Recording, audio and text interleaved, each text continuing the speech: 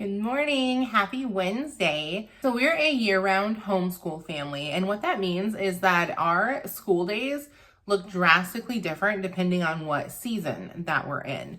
And honestly, that is very much the same for a lot of homeschool families, and that is perfectly fine. Usually, you are not following the same schedule during like the August, September, October months as you are during the summer months. If you're a regular to this channel, welcome back. We appreciate you tuning in every single week. Go ahead and take notice of the very messy office space that I have right now. Again, different seasons, different things that we do around here. If you're new here, welcome. I'm Tanya Johnson. I'm the founder of Helping Hearts Homeschool, and I'm known as the holiday homeschooler. So we love to teach families how to put the fun back into their homeschool, make every day a holiday while keeping the biblical worldview. Today, we're going to talk all things winter school. So this is how our days look through the winter season, or at least how we plan them to look. Nothing ever flows perfectly. And if you're a homeschooler, you know that. And we're going to show you how we cover all of the required subjects plus all of the fun subjects in averaging only 3 school days per week. And yes, it is possible. Let me show you. I'm going to show you what my 10-year-old's normal schedule looks like. Now, keep in mind, we average 3-day homeschool weeks, which means there are weeks where we have 4 and 5 days of homeschool, and there are weeks that we have 1 or 2 days of homeschool. So the average across the board for the entire year is a 3-day school week. Now, the first thing she does when she wakes up is she tidies up her bedroom, her bathroom, and the classroom. We like to keep our house clean the lazy genius way. If you've not read that book yet, I highly recommend it. It basically is cleaning as you go, but she does have some different like tips and tricks in there for that. So this portion of my daughter's schedule takes about 30 minutes if she is being sluggish. It can take her 10 to 15 minutes if she just like gets up and does it. And I linked the book over in the show notes, which is linked down in the description area, because honestly, I read this book 3 or 4 years ago and I implemented the strategies in several different areas of life. And it has been a game changer in a lot of different areas, cleaning just being one of them. Now, after she tidies up, it's time for her to sit down and do her devotions and her Jesus journaling. If you don't know what Jesus journaling is, it is something I recommend every family implementing, not only for the kids, but also for the adults. Yes, it is linked down in the show notes, as well as exactly like what her devotions would look like and different ways you can do devotions with kids. Now, during her devotion time, we focus on her developing that relationship with Jesus. So during the Bible time of our school, it is more about Bible knowledge. During the devotion time, it is the personal relationship side. Now, what we do with her personal devotions, again, differs from what you might do, and that's okay. I do have it linked over on the show notes, different ways that you can implement the devotional side with your kids. What we do is she reads 1 chapter a day. We just started in Matthew and continued on reading, so she reads 1 chapter a day of the Bible.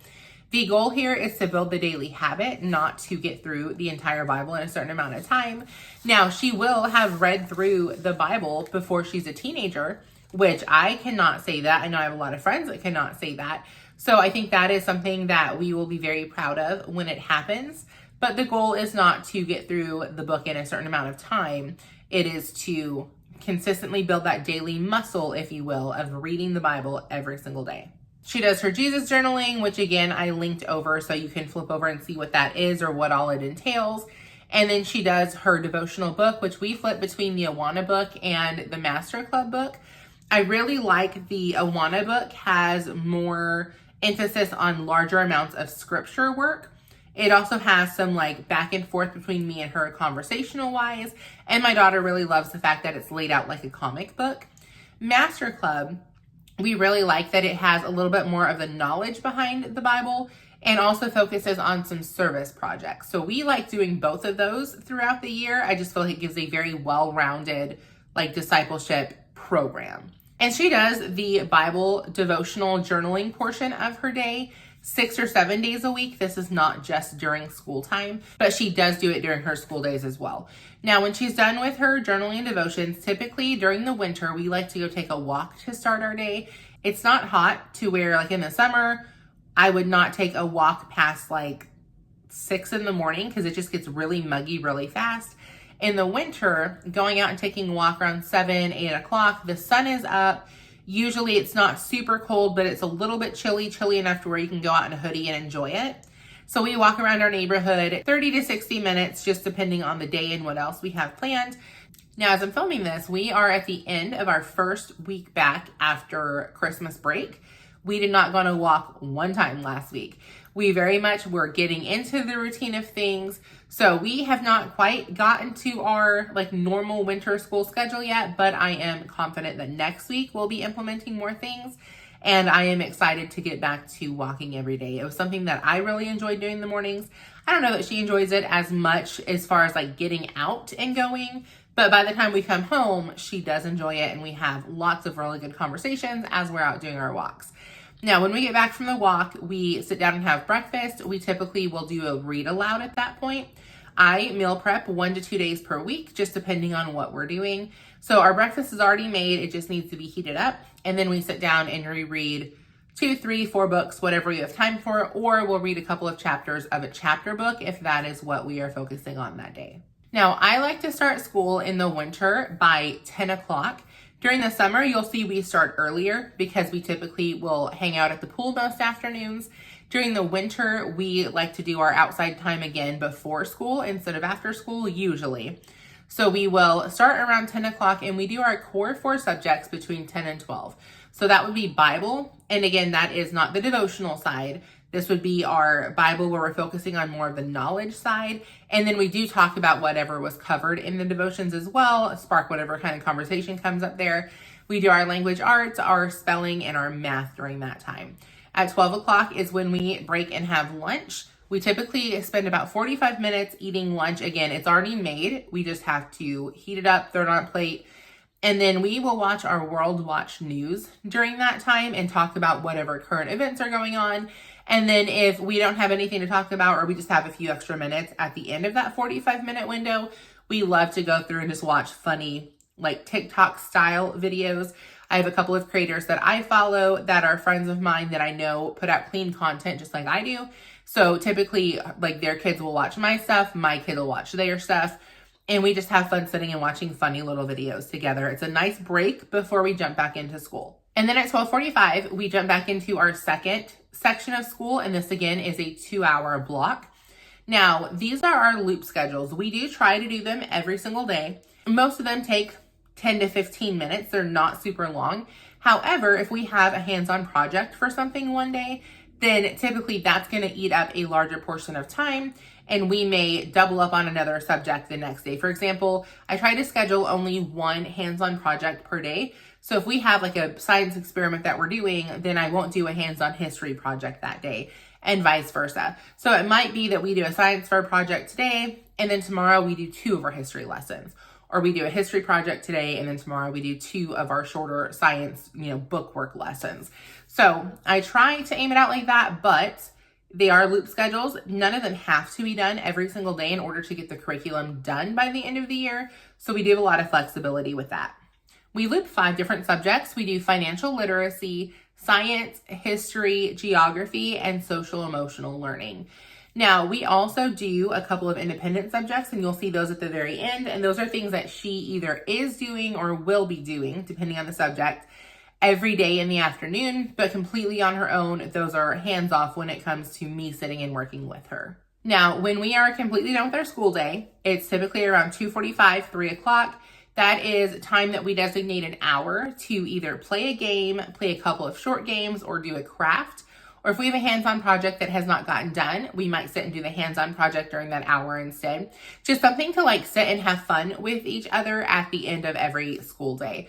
And then when we're done with that, Lori gets an hour of screen time, just kind of chill and decompress. That typically will look like either watching a TV show or maybe playing a game on her tablet. And then that is followed by an hour of homework / independent subjects. So her homework is going to be stuff that we maybe started, and I got her started on, let's say, a math lesson. We'll do a math lesson, and then she typically has 1 or 2 pages to do that review that concept. So once she shows me that she can do it, we put that aside, and she does that as homework toward the end of the day. Also her independent subjects. So she is starting typing this month. We were supposed to start it at the beginning of the semester. We never started it. So she'll be starting it this month. So she's going to be doing that completely on her own.